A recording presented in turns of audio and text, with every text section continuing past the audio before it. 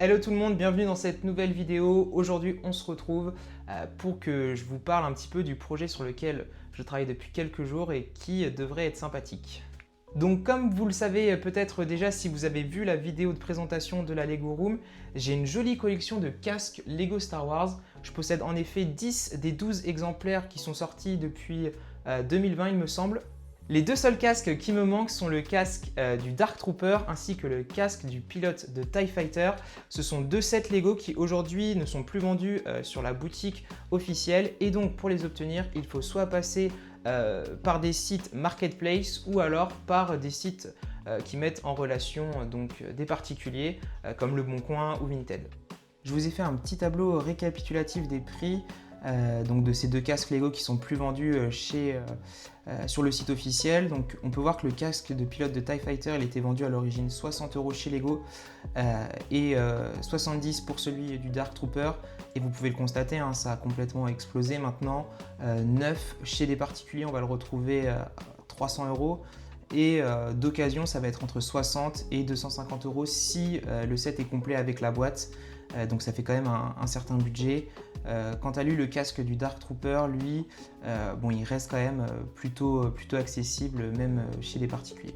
Aujourd'hui, on va surtout s'intéresser au casque du pilote de TIE Fighter parce que le Dark Trooper, il est quand même sur un prix un peu plus abordable et donc j'aurai très probablement l'occasion de le prendre un petit peu plus tard chez un vendeur sur Vinted ou Le Bon Coin, on verra.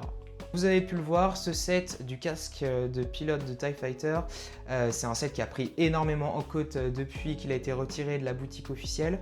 On peut probablement expliquer ce prix-là par le fait que dans ce set, on a des pièces imprimées Lego qui ne sont plus disponibles sur la plateforme de revente de pièces à l'unité de Lego Pique-Brique.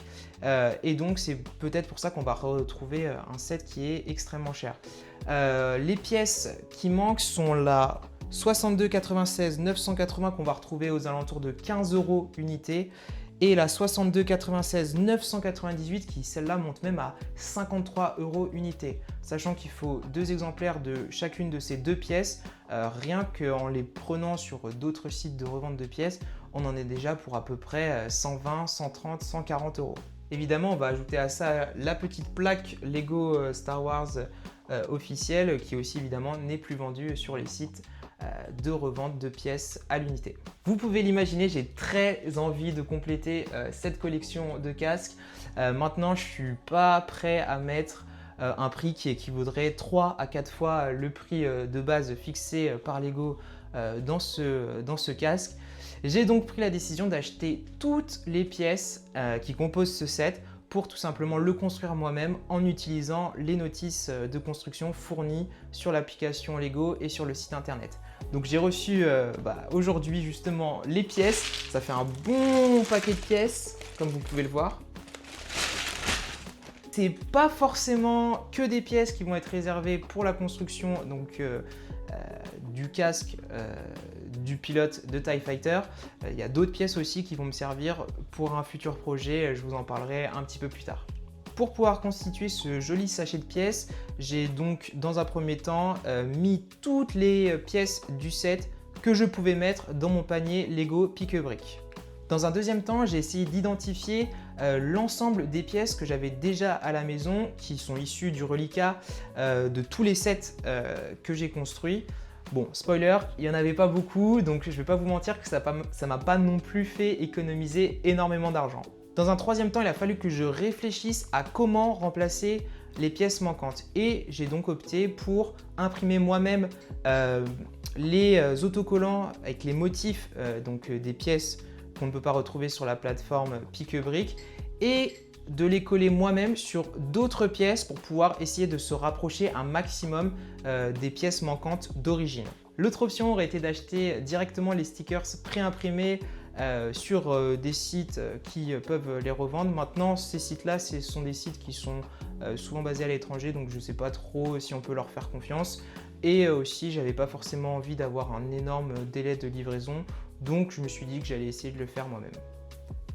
Allez, on a toutes ces pièces à trier. On fait la construction du set du pilote du TIE Fighter ensemble. On fait un petit time-lapse et on se retrouve après la construction pour que je vous donne mon avis sur le résultat final et qu'on voit ensemble ce que ça m'a coûté.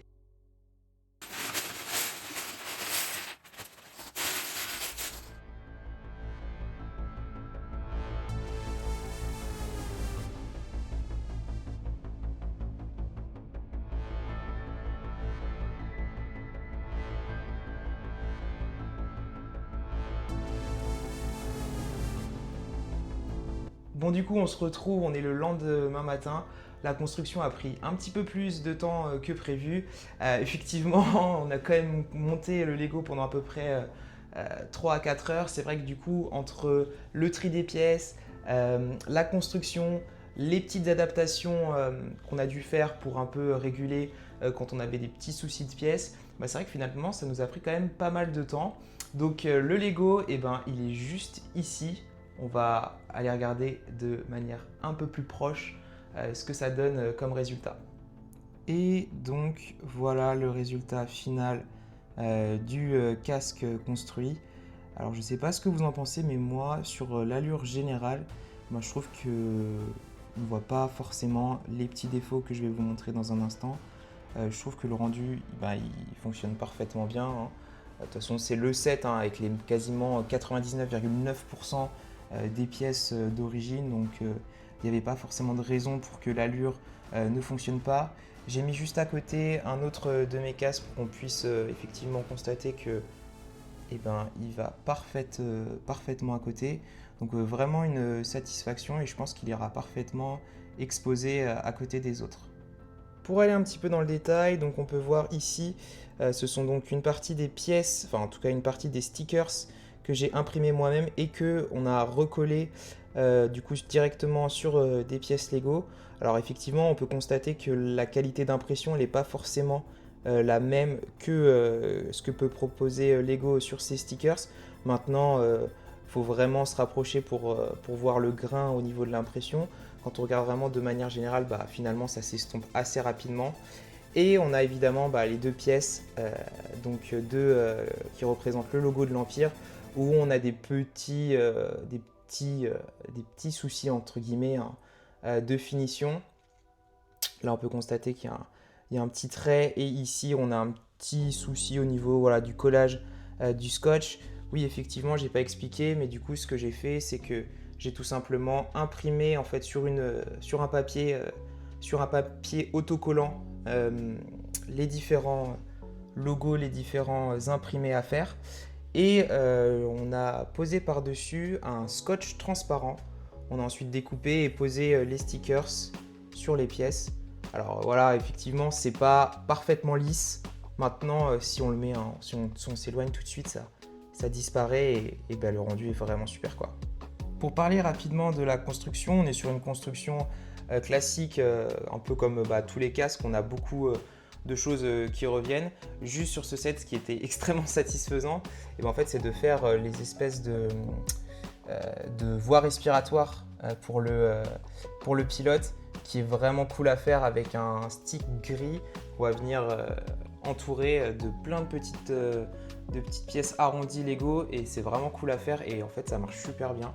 Donc technique de construction vraiment intéressante qui pourrait être exploitée dans d'autres types de construction, donc vraiment intéressant à ce niveau-là. Pour faire un bilan un peu financier entre guillemets sur le coût du set, on est sur 80 € de pièces Lego, sachant que j'avais quelques pièces, mais voilà, tout au plus si on prend toutes les pièces sur le site, en tout cas le site Pick-a-Brick de chez Lego, on est sur à peu près 85 € de pièces, donc un petit peu plus cher que ce que le set était vendu de base chez Lego en 2020. Maintenant c'est le jeu aussi d'avoir voulu l'acquérir entre guillemets 5 ans après qu'il soit sorti, mais on reste quand même assez du coup éloigné, on gagne pas mal sur le prix du set sur les plateformes de revente, même si effectivement on a des pièces non officielles entre guillemets qu'on a un petit peu bricolées. Après franchement pour l'économie réalisée, moi je suis assez content et très satisfait de la manière dont j'ai pu entre guillemets acquérir ce casque qui sera mon 11e, il en manquera plus qu'un pour compléter la collection. Et donc ça, c'est vrai que c'est aussi quelque chose qui est assez cool dans la mise à disposition des notices gratuitement et facilement consultables sur l'application et le site Lego. C'est que pour des sets qui ne sont plus vendus, on peut toujours essayer de se débrouiller pour pouvoir voilà, les reconstruire à notre manière. Alors évidemment en achetant les pièces, que ce soit sur le site Lego ou chez d'autres revendeurs. Mais voilà, au final, on peut quand même essayer de compléter sa collection en se débrouillant un petit peu. Maintenant, c'est vrai que faire la sélection de toutes les pièces, voir ce qu'on a, ça prend quand même énormément de temps, donc il faut aussi prendre ça en compte. Et donc effectivement, pour des sets qui ne sont plus vendus sur les boutiques officielles, ça serait intéressant de faire ce petit comparatif sur combien me coûterait le set si je l'achetais directement dans sa boîte et combien il me coûterait si je me débrouille pour le faire moi-même en achetant directement mes pièces. Après, encore une fois, ça va aussi dépendre des licences. Lego Star Wars, c'est une licence qui coûte assez cher. Donc forcément, ça va être plus intéressant peut-être de le faire avec des grosses licences plutôt qu'avec des licences ou des Lego en tout cas qui sont quand même moins chers. Au final, le casque, je ne sais même pas où je vais le mettre. J'ai plus de place sur mes étagères, elles sont complètement remplies. J'ai essayé de le glisser entre deux autres casques, mais bon, ça passe pas. Voilà, on va voir où c'est que je le range. Je vous mettrai peut-être une petite photo sur Instagram si ça vous intéresse. Et puis, on ne sait pas, peut-être que d'ici l'année prochaine, Lego va sortir 2 autres casques. Ça ferait 16 casques en tout. Ça serait parfait pour moi. Je pourrais faire 4 étagères de 4 casques, ça sera parfaitement rangé. Bon, on verra ce qu'ils font. Et puis de toute façon, il me reste encore un à obtenir. Donc voilà, on a encore un petit peu le temps pour voir venir. En tout cas, si cette vidéo vous a plu, n'hésitez vraiment pas à laisser un petit pouce en l'air. Peut-être aussi qu'elle vous aura été utile si vous projetez dans l'achat de pièces pour pouvoir faire des constructions. En tout cas, voir que c'était possible de faire des anciennes choses qui ne sont plus vendues par Lego. Abonnez-vous et puis on se retrouve très bientôt sur la chaîne YouTube pour un nouveau projet de mock qui devrait se mettre en place dans les prochaines semaines. Une mock avec une plus grande échelle par rapport à la première qui était quand même un petit peu petite. Donc tout ça va se mettre en place. Donc abonnez-vous si vous voulez avoir accès à ça. Et puis on se retrouve très bientôt pour parler Lego.